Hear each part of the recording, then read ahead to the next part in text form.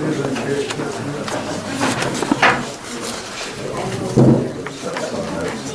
evening, and welcome to the Black Caucus debate. We thank each and every one of you for being here. There seemed to be a little discussion regarding the time. Our time was going to be 6:30. People that got other times, I'm not sure where they got that from. At any rate, we're going to start at 6:30. I would like to thank the county manager, Betty Baker, Rhonda Baxter, and her staff for giving us an opportunity to continue to meet in the boardroom, as well as Mark Sexton. Mark isn't here, and he's always here. So sound will be a little problem tonight, so we're asking for the candidates to speak up a little until Mark gets here. No microphone. No mic. Okay, I can talk loud. And that means the audience is going to certainly have to be quiet, right? Mm-hmm. That's your cue to do that. But again, we appreciate you being here. Voting is an exercise and an opportunity that we have that we don't need to take lightly. And I ask and encourage you to talk to your friends, your neighbors, and each individual that can get out and vote, because it's very important. The elections for the city, the elections for the county, but specifically the city right now that's going on, are super important. And you're a huge and big part of it. We want you to exercise that right to vote, remain a part of that right to vote, and exercise what you have as a freedom. A lot of blood, sweat, tears, and even death has come to individuals for us to have the right to vote. And we certainly need to exercise it. Again, we thank each of you for being here and being an audience. We ask certainly for your courtesy and everything involved in it. We will start out and have a 2-minute opening statement from the candidates. We'll have a 2-minute period to answer each question and a 2-minute rebuttal followed by a 1-minute rebuttal. Shelton Packer is our timekeeper, and he will notify them at the 1-minute session, 30-second session, and when that is over. Charles Gosselin, the co-moderator, is over at an EEOC meeting and should be here shortly. He assured me that he was going to walk out of there at 10 after 6. Evidently he didn't. I told him they'd hold him hostage. And so when I get him, I'm going to hold him hostage. But he should be along shortly. And we shall go ahead and get started. And again, thank you for being here and for this opportunity that the Black Caucus has to put on this debate. If you would, please silence your phones. We would greatly appreciate that. So put those on silence if you would. And we shall go ahead and get started. The candidates are Annie Orlando and Helen Warren. Helen Warren isn't present, and she has a stand-in or a sit-in, if you would. But you know, as I think about this candidacy and I think about this city commission race, I applaud and thank both of the women for being involved and staying in as long as they have. Campaigning has to be grueling, has to be stressful, and I appreciate them for what they're willing to do for this community and for this city, desiring to be city commissioners. And I think you all need to do that as an audience. Thank them for the process, thank them for being willing and able to go through it, and desiring to serve us in the capacity of city commission. Very important race. A lot is at stake, and you have an opportunity to determine your destiny or future, if you would, in this sense, by choosing candidates. It's something that we exercise in this country, and something that is very key. Again, Shelton Packer is our timekeeper. He's already talked to the candidates, and Ms. Chestnut, as she is sitting in for Ms. Warren. And so, if you would, let's go ahead and begin with an opening statement. Ms. Orlando. Thank you, Mr. Owens. It's not on. Oh, I keep forgetting. Good evening. I'm Annie Orlando. I'm the candidate for the at-large City of Gainesville, at-large seat 2 which represents the entire city, not just a district. I've spent many years doing public service, and a lot of you have been to these forums and other meetings before, so I don't need to go through my background again, I hope. And I've served on a number of city boards and committees and task forces and other groups. One of the ones that I'm most proud of course, and the one that is most relevant to the citizens of East Gainesville and the Black Caucus is probably the East Gainesville Development Task Force. And the task force was actually started by the city of Gainesville. At that time, we had the full support of the city manager and his assistant manager, who he hired specifically to focus on East Gainesville.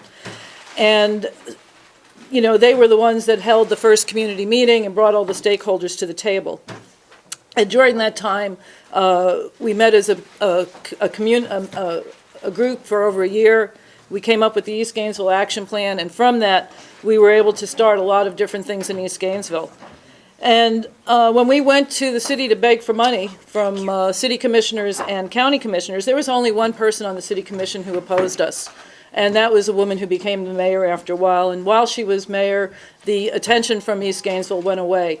And that progress was greatly diminished.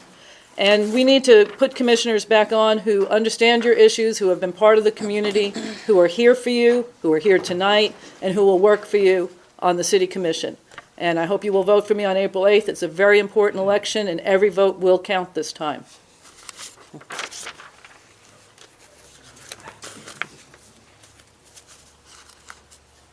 Okay, thank you. Good evening. Thank you for the opportunity to be here. I apologize for Helen Warren. She's out of town, but I'll read her statement. It says, I made the choice to run for this position after watching the community come apart over energy production and rising cost of our utility bills. Since taking this step and talking with people across the city, it has become clear that there are other gaps in our community that need to be bridged. The level of poverty in Gainesville is outstanding in a bad way. Gainesville ranks 5th worst in income disparity, not just in Florida, not just across the South, but across the United States. The zip code for East Gainesville, 32641, has a poverty rate of over 30%. Year after year, you have heard politicians speak for Gainesville, for East Gainesville. With your permission and support, I want to walk beside you and stand with you and speak in collaboration with you, not for you, but with you, and telling your story and bringing the services which are available from the city of Gainesville back to the east side. We have a critical problem in the community, and I want to represent you on the commission as a voice for action. The studies have been done. The plans are in place. Now is a time for action, and I want to be your voice. Thank you. Thank you. We'll go ahead and get started with the first question. Okay. From your perspective, please rate the communication level between the City Commission and the neighborhoods they represent. Ms. Orlando? Say the first part again, please. From your perspective, please rate the communication level between the City Commission and the neighborhoods they represent. I would say that it's pretty bad. My own experience has been very bad. I know a number of other people are having similar experiences. They've woken up to the rude reality that their zoning and codes are being changed, and we've had a number of community meetings at GRU the last few weeks. I went to one last night for the zoning changes that are going to impact my business. And this was the first time people were finding out about it, and they told us, well, none of this is set in stone and it's all going to be okay. We can make changes as we go along, but then when you challenge any of the things that they were telling us they were going to do, there was no wiggle room. It was, this is the way it is and this is the way it was decided. And we have found that for a number of years now, the last 10 years especially, where it's gotten to be more and more of a insular group who already have their own head about things, that don't want to have citizen input. They do whatever they can to limit citizen input. And if anybody challenges, their positions or projects or initiatives, you are attacked and you're told that you're not a good progressive. So the communication needs to change. We need people who are not coming in with set agendas, who are willing to listen to all citizens, not only the ones that are part of their persuasion, and who will work for everybody. Thank you. I think Ms. Warren would say that the communication has been very good, and I'll cite some examples. Start with Commissioner Henson Rawls. A job fair she's held for 1,500 people showed up looking for work the first year. Coming over here, she was outside passing out job notices to people over on the plaza. I think in coming back to people for their input, I think that the City Commission has done that. I think in looking at getting people involved and looking at community block grants, funds that are available, I think that in even the notification within your utility bill on education, the education within your utility bill. So I think that all in all, the commission has been responsive to the people. Given when you look at city commission meetings today, we used to have citizen input was very limited. Citizen input can go on now for almost an hour or longer. It's extended. So I think that there's some positives to look at. Thank you. It's interesting that my opponent sit-in would mention that the city commission today is better than it had been, and I agree. But that was only because we changed mayors. The prior mayor was the one that was shutting us down, and you had to sign up by 6 o'clock, and if you didn't get there on time, you were not allowed to speak during citizen comments, even though they might not start until 6:30. Sometimes, you were supposed to have 3 minutes, and he would arbitrarily cut it to 2 because they might be too busy that night, and sometimes the things they were busy for was not city business. And and they claim that they're responsive, but when citizens went over and over again about the bad biomass contract, once we got the unredacted version and actually got to read the darn thing, the city commission kept telling us it's a done deal, the train left the station, there's nothing you can do about it, go away and leave us alone. And we continue to see the partisanship on the commission that we've seen in the past, except now it's coming from commissioners themselves. Last week we had a commissioner try to disparage and misrepresent the mayor. And then when she was proven wrong, of course, I hope that was a little embarrassing.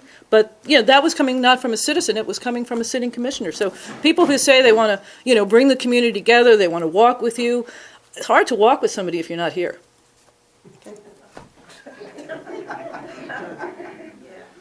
Any rebuttal? None. The next question. Thank you. All right. It has been reported that Gainesville will receive $2 million for road construction. Please name the roads or projects that will be at the top of your list. Ms. Chestnut? Thank you. At the top of my list would be improved bus transportation. Transit would be at the top of the list. Are you talking about, first of all, the $2 million, where are you saying that's coming from? The $2 million that's projected to come. That's what I'm talking about. From the sales tax? Yes. Okay.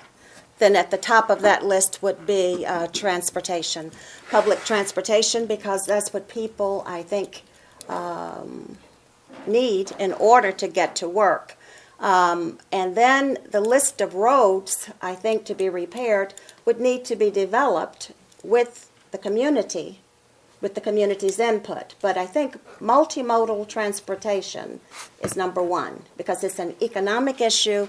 People need transportation in order to get to work, to get to and from work. They need to have access to reliable transportation. Thank you. Ms.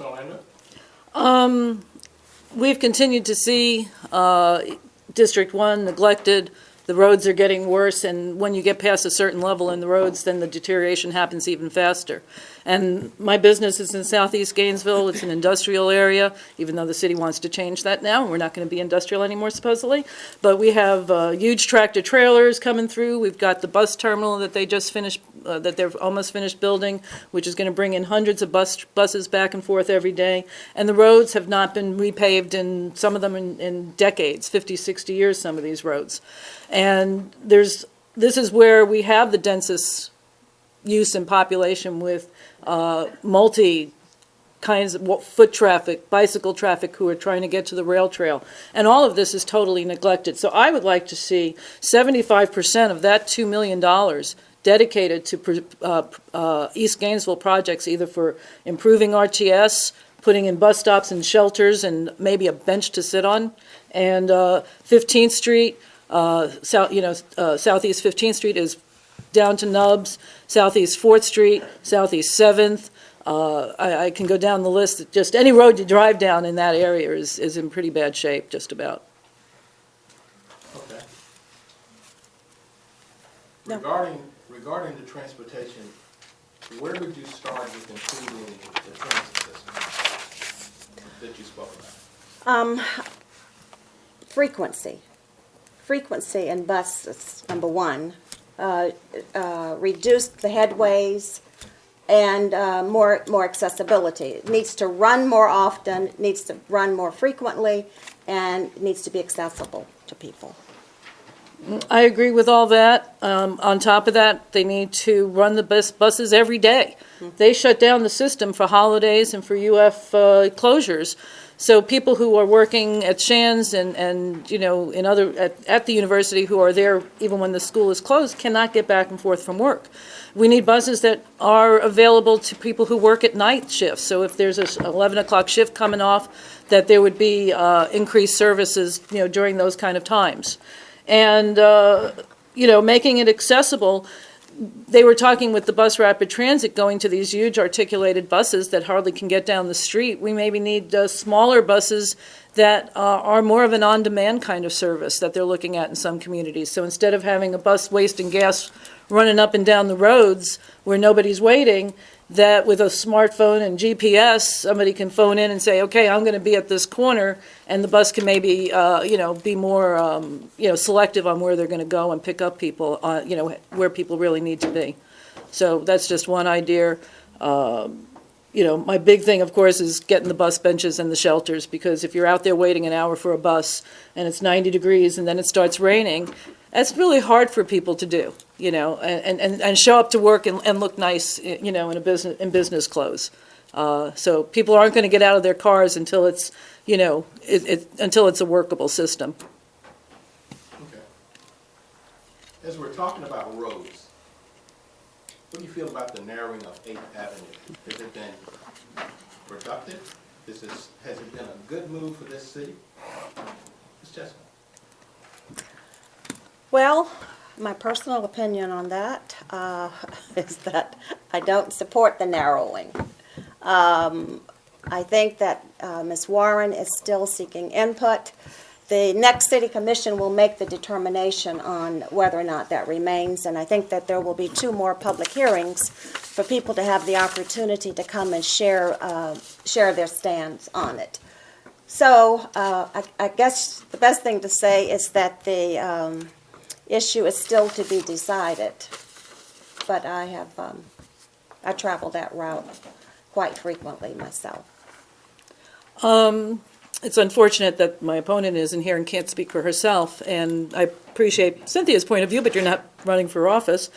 According to the Gainesville Sun, and this was on January 8th, and I think this was Helen Stump's speech, Warren said she was initially not happy with the redesign, but she said she drives the road frequently and finds that her commute has not been hindered. I am comfortable with what they are doing. And this is normally her position on almost everything that was a DEC, party idea, that she, fully supports their agenda. I have, from the beginning, been very clear. I don't need to study the issue much further. I've been looking at it since it was first proposed at the City Commission and opposed it then. And I was the one at the City Commission who pushed for and suggested doing the test which they did agree to say, hey, why don't we just at least spend the money for a few months, test it, and see how it really works. I don't think that we should lose lanes. We're over capacity on most of our roads. This was one of the few roads that actually worked. It's a thoroughfare. There's no businesses on there. There's no houses, actually. It's mostly open land.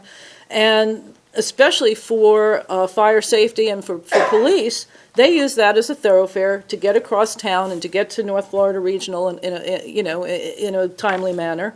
So, people were complaining that, people are passing each other very fast on this road and they're speeding all the time. That's not a road issue. That's a law enforcement issue. And if need be, then lower the speed limit. They did that on Southwest 16th Extension, and I'll tell you what, I learned in one day that I needed to go 35 miles an hour all of a sudden because I got a ticket the first day. And I've kept the speed limit ever since, thank you. So my position is there was plenty of room for bike lanes, they already had the space, and still keep the road width the way we had it, and upgrade it and repave the darn thing and let's get it over with. I think I'd like to rebut. Oh, thank you, okay.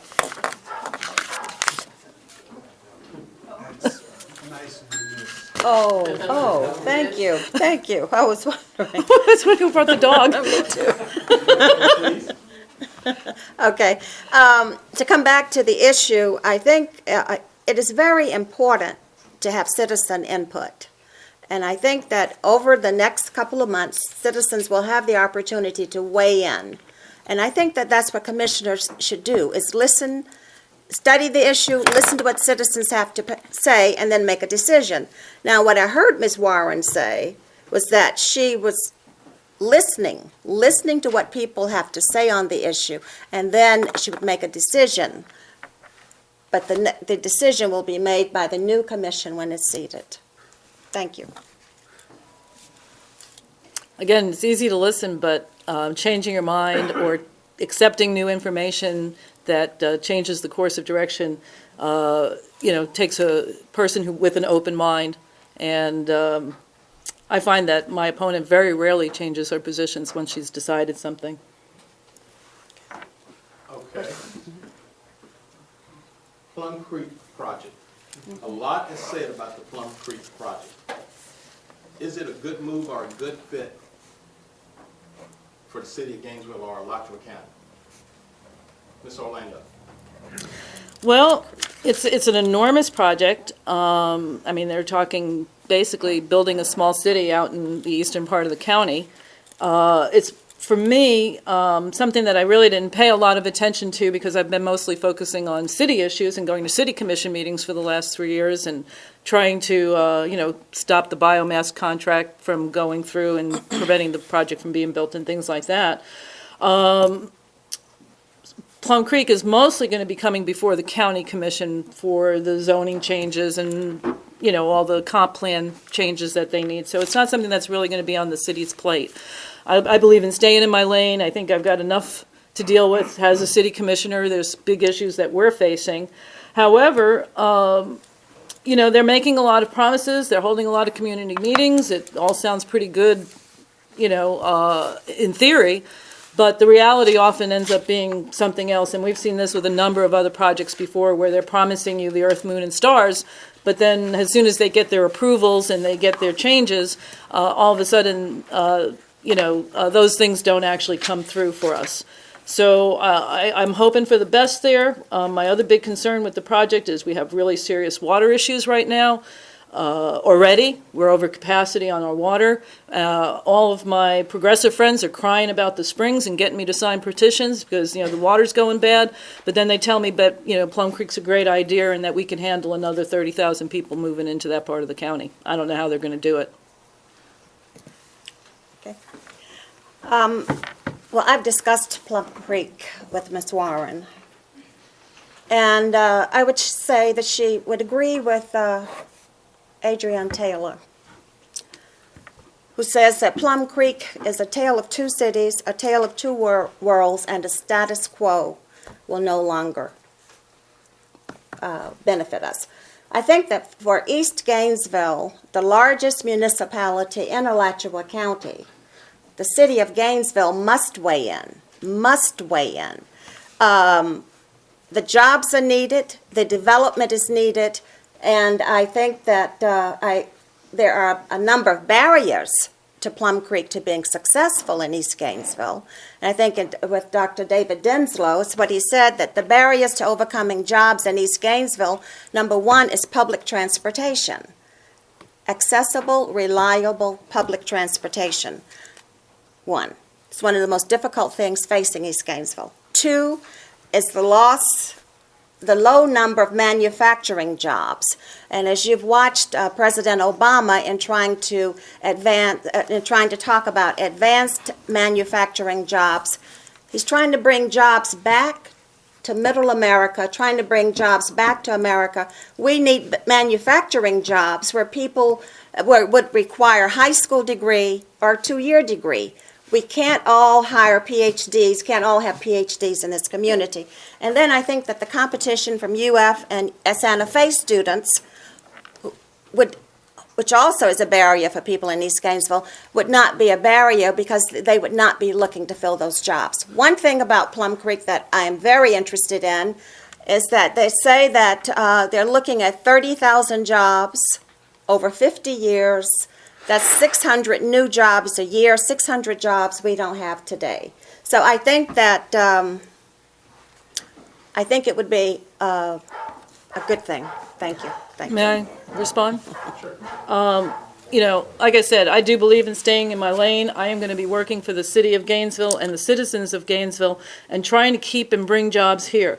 That is what I've been doing for 25 years. I am a job creator, and I have created 25 good jobs. Most of my people have been with me for a couple of decades. They've been with me almost as long as I've been at it, most of them. And this is the kind of business that we need in Gainesville, not over in Hawthorne, not up in Newberry or anywhere else. We need the work here. Now, just last night, I found out from the city planners that the Southeast Gainesville Industrial Zone is going to get wiped off the map, because they just told me last night that we don't need the industrial zone there anymore, that we already have space in the Northeast Industrial Park. We've got space in the Northwest Industrial Park, vacant space that they can't fill. Over by Publix on 34th Street, we still have space. So we've got room for people to come in, but they're not coming. Why not? Because our electric rates are too high. It's too difficult to do business with the city. There's too many barriers. They're changing the zoning. My building was I-1. And now I'm going to be some mixed-usey thing that I no longer can do the kind of business in my building or sell my building to someone else to do industrial manufacturing in that building anymore. I can stay there and not change. As long as I don't change anything, I'm fine. But if I want to, retire and rent my building to somebody else, I'm going to have a problem. Now, these are buildings that are already here. The infrastructure is here. We've been here a long time, and we're getting pushed out. And other people would rather go where the grass is greener and go hang out over by Hawthorne. Maybe they should have run for the county commission. Rebuttal. Again, the city of Gainesville is the largest municipality in the county. The county must be concerned with Plum Creek. In the words of Tom Cowart, former county commissioner, he says that despite previous progress, East Gainesville has not attracted sustained economic development. He says we need a drawing card. East Gainesville has the potential to become the home for jobs in manufacturing and processing agricultural goods. He believes that Plum Creek, as well as the University of Florida and Santa Fe College, has the resources to help move in that direction. And I think what Plum Creek is talking about is creating an economic progress corridor that connects UF, Santa Fe College, the downtown campus, and the Innovation District through East Gainesville to Hawthorne, concentrating new employers in a more economical way. And so when we look at the economic corridor, the distance from Gainesville to Hawthorne is about 8 miles, much more accessible than to have people trying to get out west to jobs. So I think that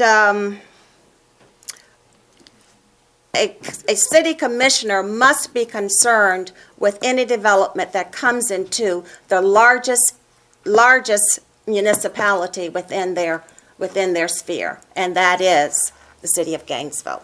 Thank you. We already have businesses that are here. Mine's one of them. My address is 131 Southeast 10th Avenue. You can't get closer to Gainesville than that. And my folks can walk to work. My folks can take their bikes. There's a bus stop outside my business, but nobody uses it because they can't get there because they have to take 3 buses. But, we are accessible.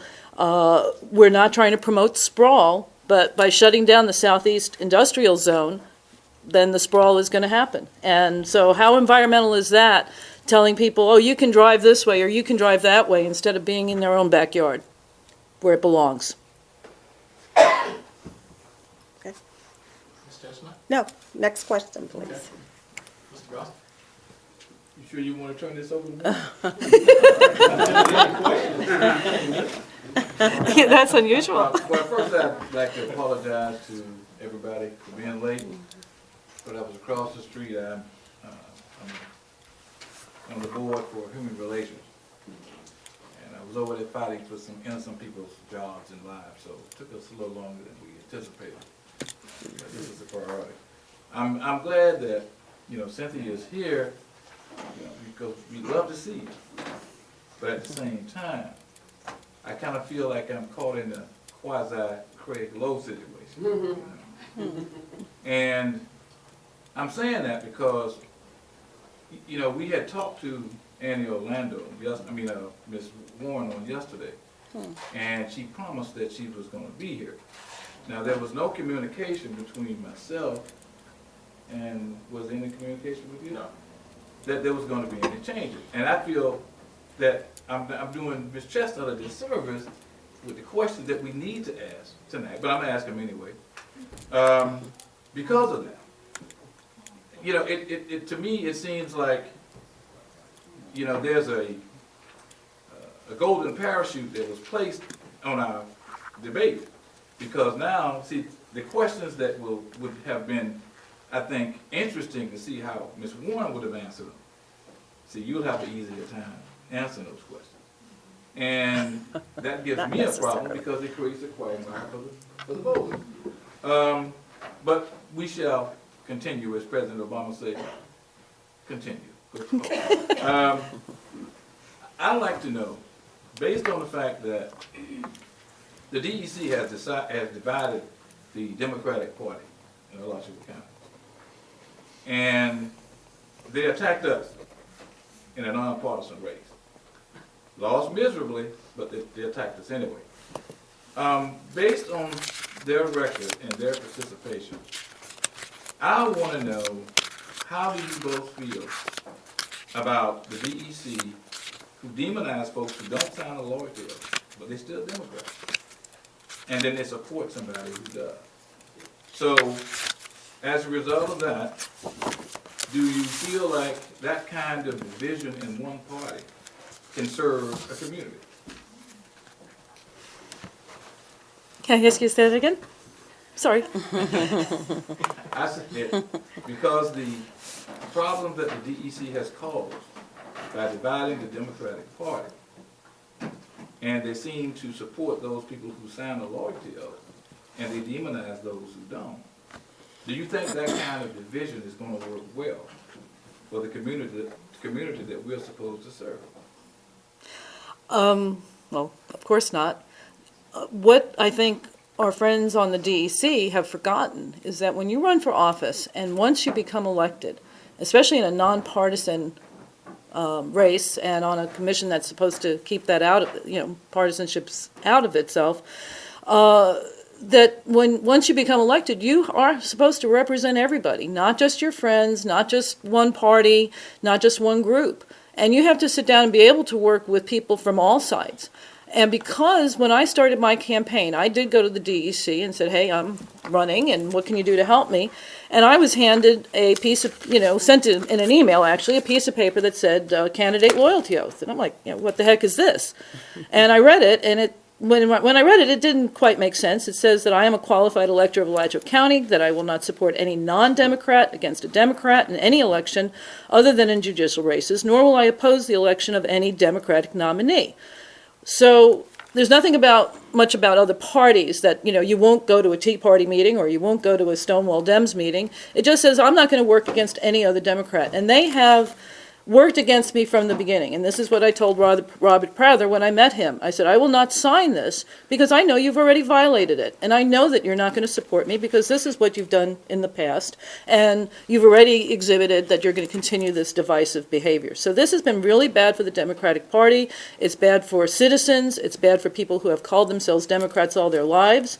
And it continues. I think the DEC is in desperate need of new leadership. I know it's a political organization, I know it's partisan, but to have the kind of division among, where they're dividing Democrat from Democrat and dividing communities that have been together for many, many years, they're only hurting themselves in the long run. And now we're seeing the results of that. We have a commission that's going way to the right, and hopefully we can keep it sort of in the middle, because I'm more of a moderate Democrat than even though a member of the DEC Executive Committee said that I was a radical extremist right-winger. So this is what we're getting from them, and it's only going to continue to get worse. Thank you. I have not discussed that with Ms. Warren, so I really can't respond on her behalf to that question.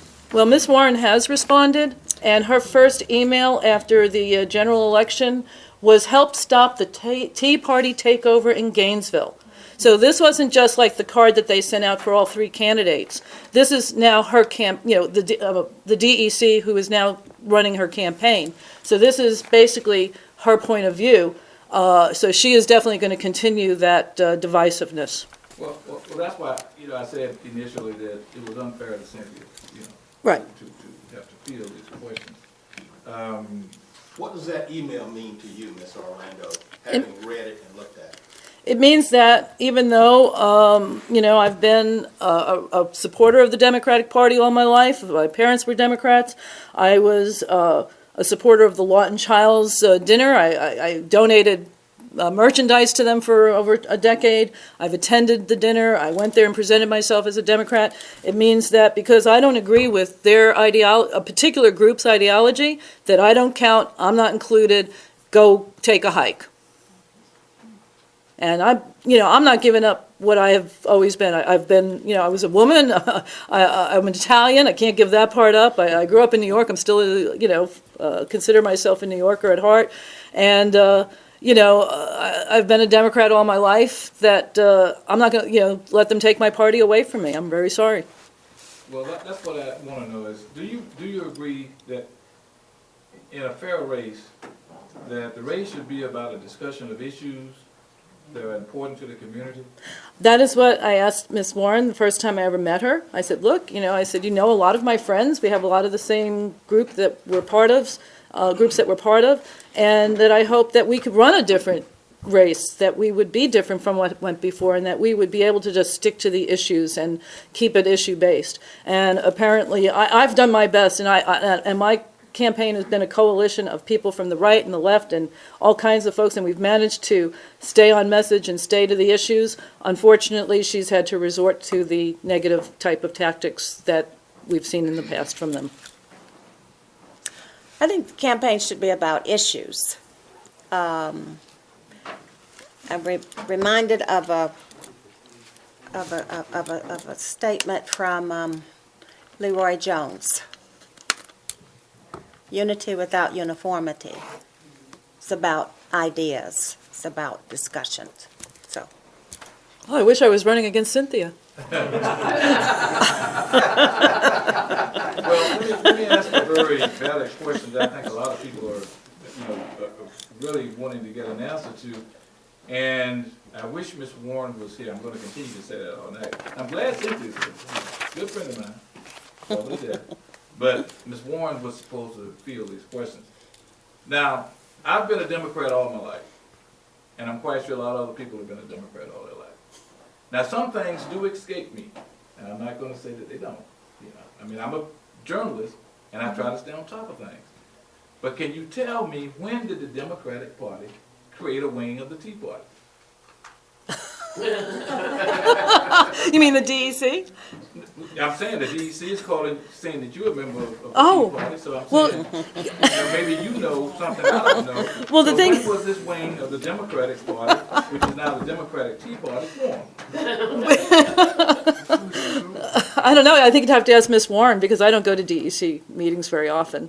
And, you know, so I don't know where they get that from. They kind of make things up as they go along because they couldn't argue the issues. Okay. And, you know, they can't argue on my track record and my community service, so they've got to come up with something, I guess. Okay, well, let's look at some of the issues that confront African Americans and other, citizens over on the east side. One is that there was a report that was presented by the EEOC office, Mr. Cecil Howard, about the disparities of African Americans that are in positions of authority throughout city government. We've been talking about this for a long time. It kind of makes me feel like I'm still singing "We Shall Overcome," and after this long period of time, I mean, when does that happen? Do you see you as an influence, if elected, to make sure that these kind of racial disparities in city government can be addressed? I certainly will do my best. And I have noticed that on the upper levels in the city government, the top management tends to be a certain type of stereotype. I think that possibly comes when, the city manager is the one who hires and, kind of selects the people that surround him. And they all tended to be very tall, thinnish, mostly white, men of, 30, 40 age range. So it seemed like there was a particular type of person that fit whatever for those jobs. We need to see, more diversity there and more promotion from within. They tend to go to outside agencies that, headhunters or groups that, look for people for jobs for you. Maybe they need to change the companies that they're using, and say to those companies, how many candidates do you present of, different, backgrounds and races and, skills, and try to find companies or within our own Health Human Resources Department, start to put the emphasis there. I think the best place to start, though, is going to be with the city manager. And either the current city manager needs to kind of change his ways and start to be more inclusive, or maybe we need to move on to someone else who is and get some, somebody who's going to bring a more diverse workforce to us. Okay, thank you. Let me just share with you, I think Ms. Warren answered that question, and then I'll expound on it. Okay. In responding to NAACP questions, and she said that she would speak out for a strong EO department in the city's operations. I will fight for equal employment opportunities to represent all citizens. We need to see that the training opportunities are available and can direct those then qualified to fill these positions. Now, I think that what's happening is that sometimes people feel that one is enough. You hire one African American in one department and you have done your job. The answer to that is no. It needs to be diversity throughout the system, not just one person sitting by the door. That's number one. Number two, you need to look at the city manager. You need to look at the legal department. There was an African American male there who resigned. The city attorney just went through a hiring process. Very, very qualified African American, but that person was passed over, so that department remains white. You need to go to GRU. Again, people need to be filtered throughout, not just one person, because you have not met the spirit of the law in hiring one person. So I think that you need to look at, the city manager is great to look at, but I want you to start keying in on these other departments that you're letting skate by, because all of them need to come to the table. And Mr. Howard can only be as effective as the city commission allows him to be. And that is where we need citizens, I'm sorry, that is where we need citizens coming in, and perhaps I'll come back to that. Yeah, we're gonna come back. Okay. Okay, if elected, what policies would you implement to make sure that these severe disparities would not continue? Well, I think hiring process needs to be more colorblind, and that is at all levels. Again, Howard needs all the help he can get. I think he's trying to do his best. But when you get into everybody's little areas that they're used to being in control of for a long time, it's hard to change that culture. So, Cynthia has been in the middle of it. Ms. Chestnut has been in the middle of it for many, many decades. So she can speak very knowledgeably about this. Unfortunately, my opponent, Helen, has no experience or background in any of this. She has not been a part of the city process at all, has never served or been on any committee or board. So I don't think she would have that depth of understanding. I have some understanding, being part of the East Gainesville Task Force and, having been engaged on, in the city for a long time. But that's an area that, has a private employer. I can say how I've done things. When we screen for applicants, we just take it at the front counter. My husband and I don't even know what the person is or what they look like. And that needs to be applied to hiring. Who's the best person for the job, not the best person that looks the best for the job necessarily, physically. So I think it should be based on qualifications. We need to change the culture, though. There needs to be training of staff and the managers and the city manager and the other charter officers that, look, we have a problem here. We need to start to change it. But that needs to come from the city commission.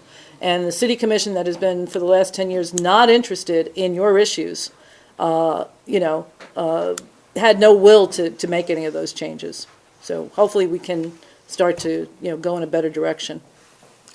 Well, there are some tried but true remedies that work. One, start with upward mobility. Two, and that is having a true promotion program within the organization so that people can see a progression. Grow your own. And that is bringing people at different levels. The utilities did this for years, starting with a journeyman, bringing people in at one level, training them, and then having them move up the ladder. That's two. Job fairs.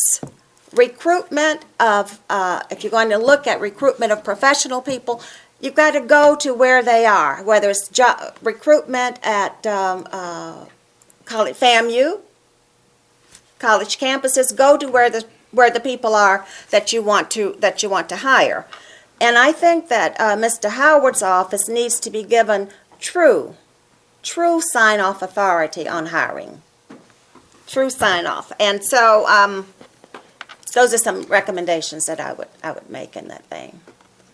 I do appreciate Mrs. Chestnut's answers, but generally when somebody sits in for a candidate, they are speaking for the candidate. So I know she's speaking for herself, but I don't know what my my opponent really thinks, and so it's a little bit, of a disadvantage in some ways that someone with all of her experience gets to speak for her. I'd like to, maybe I can get a former commissioner to come and sit and speak for me. Well, we can't do that. Well, I showed up. We'll get an A+ for showing up. But what we can do is this. GRU has I think, horrendous history of hiring African Americans. I mean, horrendous. GRU has an horrendous history of not even trying to disseminate information to African Americans. And this has to, no, they do it for other folks. They spend millions of dollars with the Gainesville Sun, the Good Life magazine, Yep. A Lotterwood a day. I mean, you can name it. They spend money. But they have not spent one dime in 15 years with any black-owned media.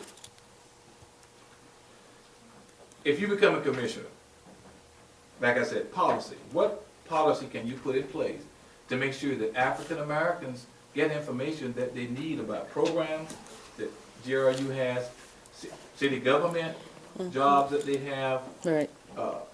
other kind of workshops that African Americans can be integrated into to be a part of that grow your own process that Ms. Chestnut was talking about. So what policies would you be able to implement that would get that ball rolling that hasn't rolled in 20 years?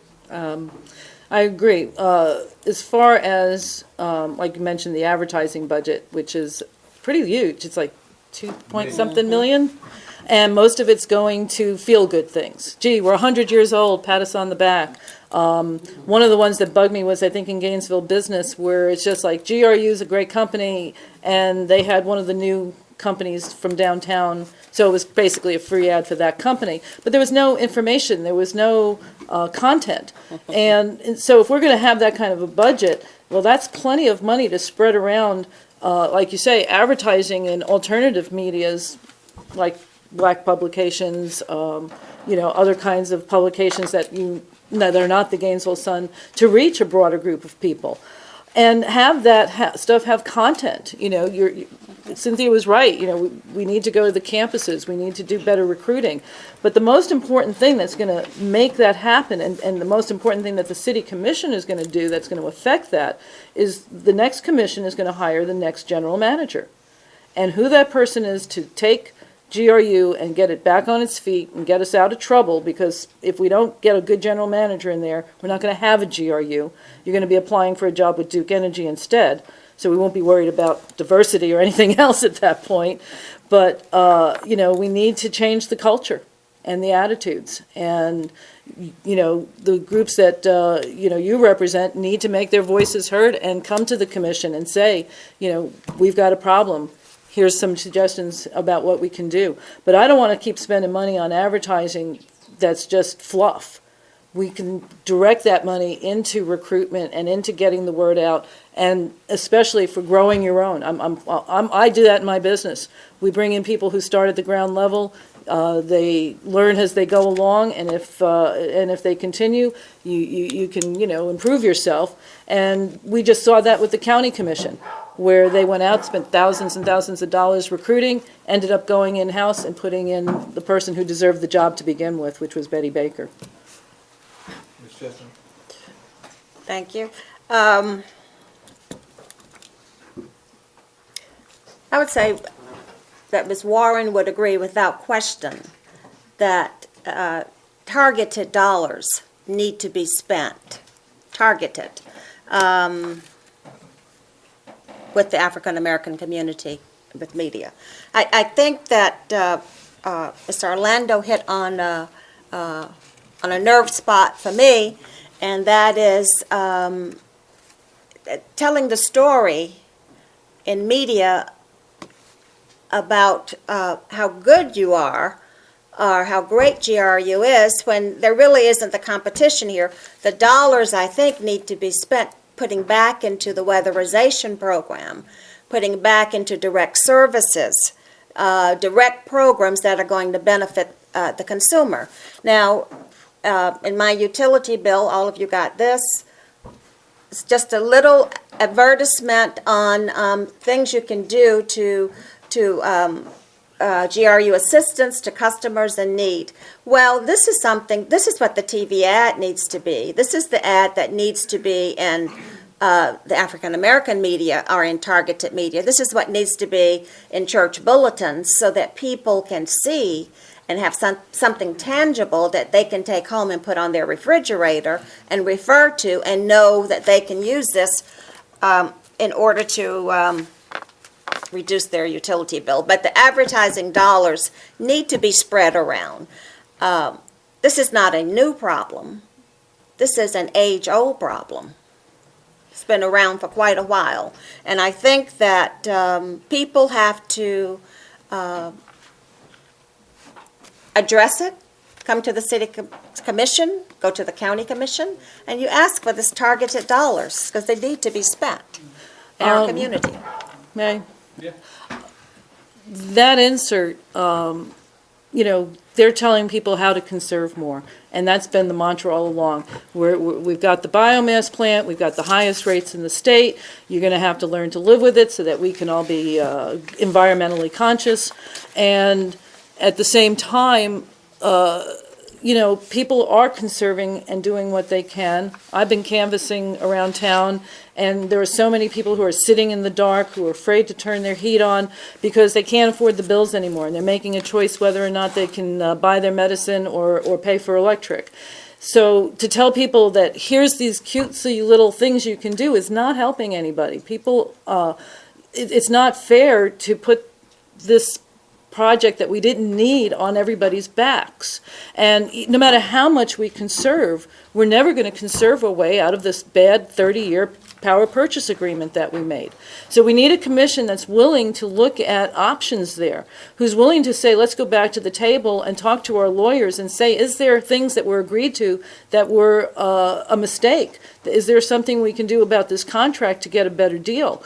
What are our options, and to be willing to look at all of them. But we have a commission and my opponent who will continue in those steps who don't even want to do a real audit after the general manager left under questionable circumstances. So we can spend money, and GRU's been doing it. They go out to the churches on Sundays sometimes, and I know some people don't like that, to tell you how to turn down your thermostat as if you didn't already know that. And what we really need to be doing is figuring out how to relieve the burden that we've put on everybody. And there are some other things that we can do to reduce the utility rate. One is to sell power, to sell excess energy. And I quote the mayor. The mayor, I think in the March 19th Gainesville Sun article, he says, what I and others have said is that there is no quick fix. We can't summarily have a vote, he's referring to the biomass, and drastically lower rates. We've been trying for 3 years to get a wholesale contract with no success, and this is something, Brady said. I think given the position we are in, it is as good as we can get, as good as we can expect. So I think we need to look at opportunities to begin to sell the excess energy. That's one. I think we need to work with UF. The contract with Duke Energy will expire December 2014. We need to work with them in trying to get the natural gas contract, and that's what Ms. V is working on constantly. And then, again, we need to look at conservation. So we need to be able to decrease expenditures and be able to increase our revenue. I think we can increase our revenue by looking at selling excess energy. How do we decrease the immediate impact of the utility bills that people are receiving now on the east side of town? I mean, some people are receiving utility bills like $600.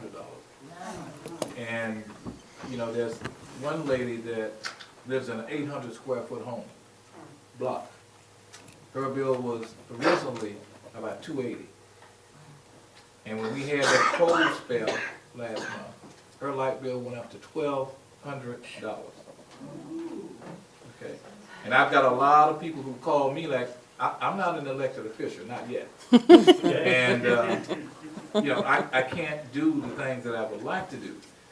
But how can we cushion that blow with folks who, I mean, just can't pay those bills? You go from a $200 light bill to $600 or $700 or $800. You know, what can we tell the folks that, can we tell them relief is coming? Can we tell them? It depends on who you elect. Okay, well, let's hear about it. Well, I think that there is, you know, again, I go back to this little insert. There is a program called LEAP, which is the Low Income Energy Efficiency Program. And this helps customers, it provides free home improvements to help qualifying customers save energy and lower their electric bills. There is no quick fix. There is no quick remedy. It's going to be long-term. So we go back to trying to market to sell the excess energy, working to get UF to the table, and trying to, that's the only way we're going to be able to begin to decrease bills. But It's going to have to be a combination of things. You know, recently it was reported that as you talk about selling energy, that Winter Park was on the scene to purchase energy. And their energy bill would be less than that for the citizens of Gainesville. That's what we're doing. When you talk about selling energy, at what price should we try to negotiate on this when you talk about selling energy? Right. Well, I'll quote Commissioner Todd Chase. He says, "It makes sense for us right now," Chase said of the deal. "First and foremost, Florida is over capacity across the state, and it is a buyer's market. It is going to bring in money to the utility. It is less than $1 million a year, but it is something. So it is revenue." That's all I could say. It's revenue, but how will that benefit me as not a low-income paying, but a little bit above the low-income paying electric rate person? So I'm not gonna, I can't qualify for that pamphlet that you have because I'm a little higher than low income, but my electric rate is still out of sight. I think what Commissioner Brady and what Commissioner Chase are saying in this newspaper article is that we have to begin to try to go to the market to sell more energy. Sell the excess. When you sell the excess, it hopefully will bring down the utility bills. I'm glad she's agreeing with the commissioners that she considers her the opposition, but, you know, number one, we were a seller of electric before the biomass project. Now we're a purchaser of electric, and that is not a good position for a utility to have to be in. And as far as the rate increases and what the city commission can do, first you have to acknowledge that there's a problem. And I've been acknowledging that there's a problem and working to try to find solutions and to change the course of the city commission for the last 3 years.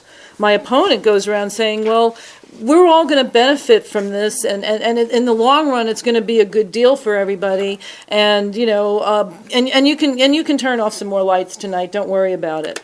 There's a couple of things we can do short term that's outside of changing the contract that would bring some immediate relief. One of the things that happens now is that the city, GRU is on like a hairpin trigger. So as soon as you are delinquent on your bill, they're coming out to shut you down. And they do come out on Fridays, and of course Fridays is a day off throughout most of the city, not for the rest of us. And they, you know, so if you get a shutdown on Friday, you have to wait until Monday to get turned back on.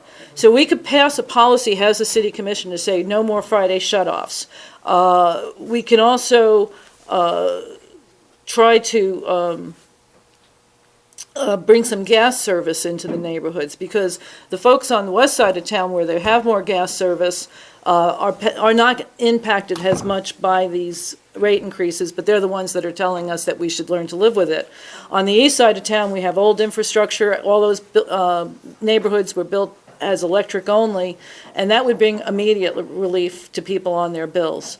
And we are a gas company, so that would also benefit Gainesville. One of the other things we can do to maybe indirectly lower costs is to change our fleet of buses and vehicles out to natural gas, so that we're not spending millions to oil and gas companies, but we would be buying our fuel for our fleet directly from GRU. So that's just a couple of things we could do right now that would change things. Okay, since you're talking about regional transit, I'm going to turn it back over to you in a second, Ms. Norris, but since you brought that up, our Congresswoman, Honorable Corrine Brown, came to Gainesville and presented a $8 million check to regional transit for the new regional transit building. Out of that $8 million, there were absolutely no African-American contractors who were allowed to participate in the building of this new RTS home base. I'm trying to rationalize in my mind, how does our tax dollars, which include everybody, African Americans and everybody, be given to regional transit? And they don't even have an inclination to make sure that all qualified contractors would be involved in that major project. So, as a result of that, once again, if you're elected, what policies would you change to make sure that regional transit and other city entities would not get away with that? Well, I think first you have to be sure that people bid. You have to be certain that they put in a bid. And I think what happens a lot of times is that people become afraid of the process or shy of the process, and they do not bid. So I think one of the things would be, and the city used to do this years ago, they may still, but it was training with minority subcontractors, training people to prepare them to bid, to make bids. And if not as the contractor, perhaps there are portions of the contract that could be for a subcontract. But you have to be sure that people put in the bid first. And so often it doesn't happen. Part of the putting in the bid goes back to the advertising. If you only put those bids out and only your friends know about them, and they're not publicized in some of these alternative publications, it's hard to bid on something if you don't know it's happening. And often what I have seen lately, in the last, since I, started looking at the feed and tariff program, was that some of these bids are specifically designed to favor a specific contractor. And so they might put things into that bid that knowing that only that person would be able to qualify for that requirement, whether they need that requirement for the job or not. And so the process has kind of gotten corrupted. There's a lot of favoritism. People tend to go back to the companies that they've already been working with. So again, it's a cultural issue. It's a management issue. I think there should be points or preferences, for minority contractors to give them a little bit of an extra edge. I also think there should be a local preference. Often we see that these bids go out to companies from out of town, and they're not using the people here who have been here and are paying the highest electric bills and paying the taxes and everything else. I lost a bid recently with the city for a couple of pennies on the shirt to a company that outbid me by a few cents. And there was no local preference or anything else. So there's a lot of policy things that we can do to start making a more even playing field and to make it fairer for everybody that wants to participate. Mr. Warren? The city commission is slated to consider whether to approve an in-depth investigation or an investigative audit of GRU sometime next week. Are you in favor of an audit of GRU based on the contract or biomass and what has been put forth so far? I think the city has already put out the RFP. No, they haven't. Well, I would support the RFP. I think, and Ms. Warren supports the RFP. I don't know how you support something that hasn't been written yet, so I believe in reading things before I support them. Let me be clear.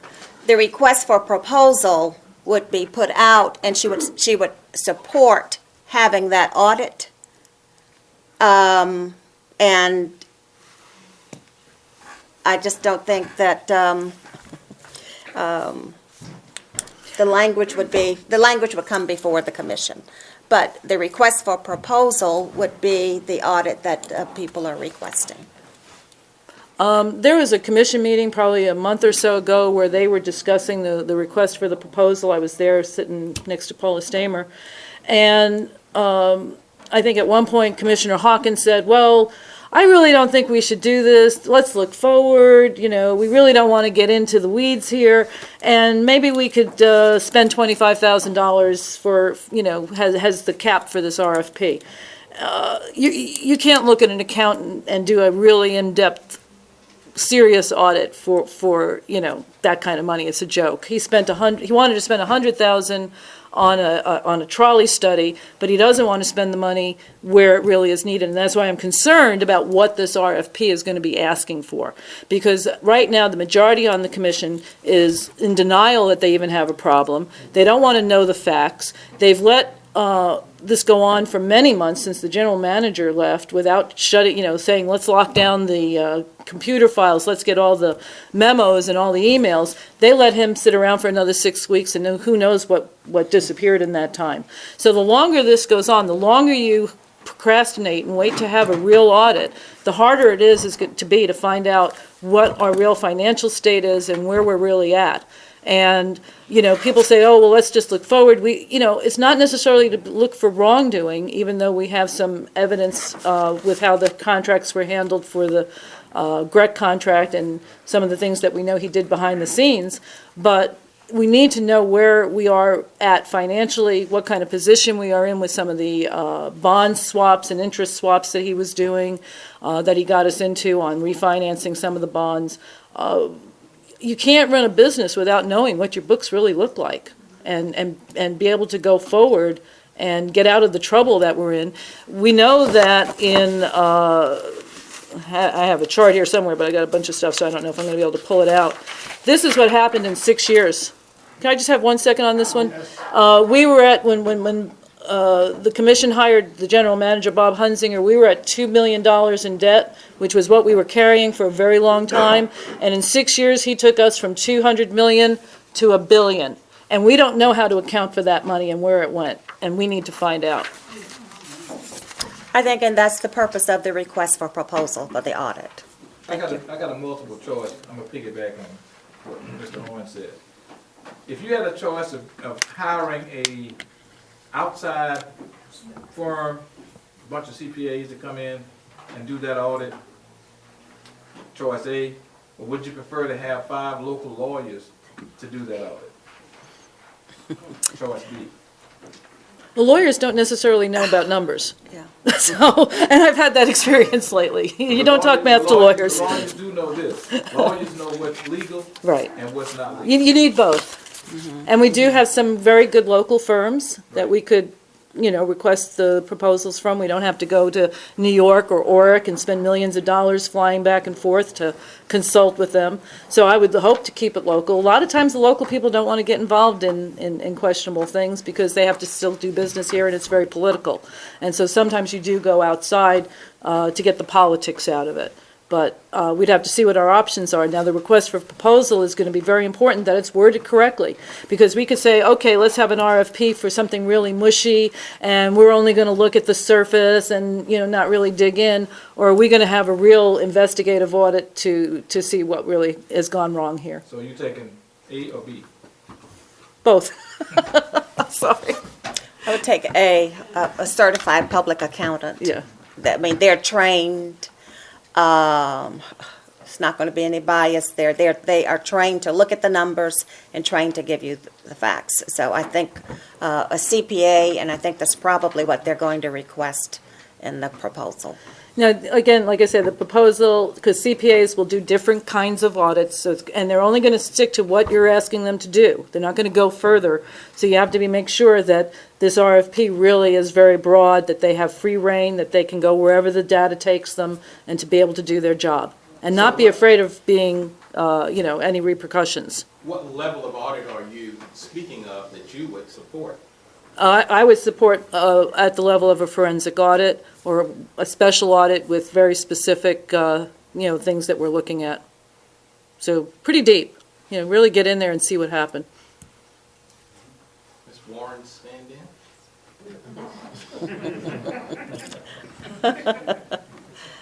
An audit with a CPA, that's all I can say, an audit. Okay. But how will you know if any laws are broken if only CPAs do? They're going to tell you. They're gonna be able to recognize laws that have been violated? Well, you do have to have both. Auditing principles. Okay. Auditing principles. But then, you'd have to also bring in legal minds, and that's something outside of the audit as well. We need to sit down with our city attorney. We need to look at the Grec contract. We need to look at the deals that the general manager had made that were out of public view, the ultra vires acts that they claim he made, and that came from their legal department, those claims that he did commit ultra vires acts, which means without knowledge of the commission. And we don't know what other acts he committed that we don't know about yet until we do a real audit. And hopefully, some of those things might be able to untangle us from the Grec contract if he did those things improperly, because then it would be an invalid contract. Okay. The contract that you're speaking of, are you winning a challenge, or should we try to renegotiate that contract in your sense of the word? It's going to depend on what the legal staff tells us. Right now, they count votes, and so they know that they don't have the votes on the commission to challenge it, so they're taking a very backed-off position. I think if they see that they have the votes on the commission that is willing to look at that, that maybe we'll get some different advice. Where would your vote be? Would be to try to untangle it, and to, if at the least, renegotiate. Ms. Chestnut? I think Ms. Warren's position is to move forward. To move forward. That contract's going to be an albatross around our neck for 30 years. We're not going to be able to do alternative energy in a serious way. We've already cut the solar programs. We're not green. And we're going to be paying the most expensive electric for 30 years unless we figure out a better way to do this. Okay, I'm finished, Mr. Goss. Yeah, I got one good one left. You've been saving it. I save all the goodies for later. We have a new homeless center that's opening. And it's being managed by Ms. Teresa Lowe.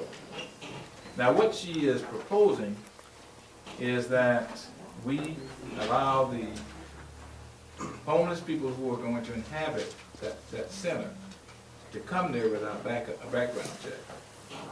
Now, St. Francis House does background checks, and we know how rampant, drugs could infiltrate that place if there's no background checks done, other things that will violate those folks who already live out there.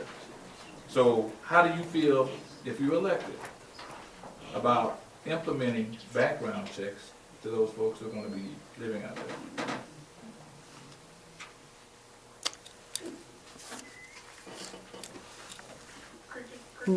Are you Anybody can take it. are you saying that Ms. Lowe has already stated there would not be background checks? Yes, she is pushing for no background checks. Okay. I just heard that recently, and the other thing that I just heard when I was reading the paper, I guess there was an article yesterday, my brain is a little mushy, so whether it was yesterday or today, but that this facility was going to be adults only. I was like, when did that happen, that this is adults only? I thought that this facility was supposed to be the empowerment center that the people who are most at risk, which are the families with children who really need a place that has some space, would be able to come here and be in a safe environment.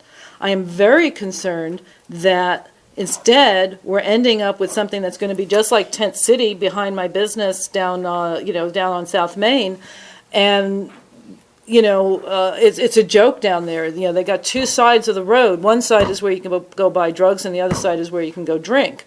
So if that's what they want on this property, I'm very concerned, because this is city-owned property. It's going to be run with city and county funds. We are responsible. We are liable for what happens on that property. And so the first time you have an incident or somebody gets hurt or killed, then it's on the city, and this homeless center is going to be a disaster.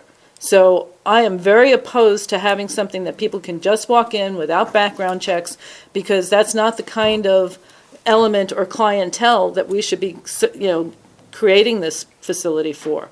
This should be for people who need a place to get back on their feet, for families to be able to stay together.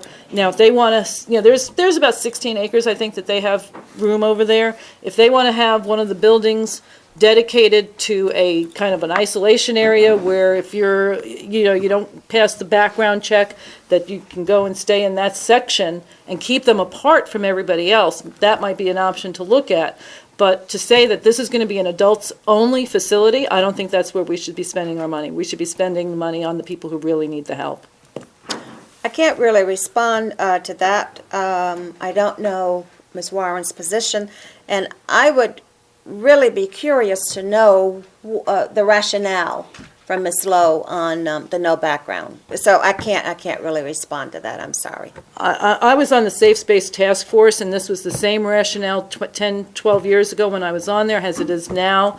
And that was what they wanted then, was a facility with no background checks. Anybody can come, anybody can stay here. And that means that the people with families and children have to go somewhere else because it's not safe for them at all. I don't know why they want to cater to that population so much. And it's going to become a message that goes out through those networks like, hey, come to Gainesville because we're not going to do background checks and it's going to be a free-for-all and anybody can come here. And, at least once a month, I see police cars, multiple cars, at the head of the rail trail by my business. You know that somebody's gotten hurt again, that somebody's been raped or something else. And we can't afford to do that on city property or a facility that the city is responsible for. Is there any way you can have, as an elected official, some dialogue with Ms. Lowe to find out why this property was dedicated to just, the homeless population and not the reentry population? I would love to. I went to their visioning meeting that they had at the Thelma Bolton Center in January, and none of this came up then. This is new news, that this is the direction they want to go in. That's what the Black Caucus does. We do that. We come up with new So this isn't something that's been made public I don't know. until now, and so I think most of us thought that this was going to be a facility that, would be for the people that should be getting the services and the people that are the most at risk. And apparently it's going to be something else. Well, okay. Okay, well, we're going to wrap it up, and we want to thank once again, and like I said, I thank you for coming, Cynthia. I really do. But, please tell Ms. Warren that she is not forgiven. Yes, sir. Okay. And we'd like to thank you, Ms. Orlando, so you ladies can have your closing statements, and that is 2 minutes? Okay. And we'll start with Ms. Chestnut. Thank you. We open with Ms. Orlando. Thank you. Well, on behalf of Ms. Warren, I want to thank you for this wonderful opportunity to be with you this evening. And she'd like to thank you for your vote in the last election. Ms. Warren is a bridge builder, a listener, and a problem solver. All traits that we need in the next city commission. I ask for your vote and your consideration on April 8th. Thank you very much. For Helen Warren. Well, thank you again for having us. April 8th is a very important day. I hope that you will all be voting for me on April 8th in order to change the direction of the commission and to have somebody who will be here for you and represent you. East Gainesville, West Gainesville, we need a leader who will represent everybody. We've had enough partisan leaders who put party above politics and above their personal duty to serve. Gainesville needs a leader who will put the best interest of all the citizens ahead of their own, someone who will not impose their own personal politics and agenda on everybody else. We've been guinea pigs for a number of questionable and ambitious agendas that benefit a handful of privileged people, while the rest of us get the highest utility bills in the state and a business that is $1 billion in debt, crumbling roads and infrastructure. The choice is clear: more of the same, or someone who has the experience and the ability to make Gainesville a better place for all of us to live. And so, again, thank you for coming out. Thank you for all the opportunities we've had to present ourselves to you.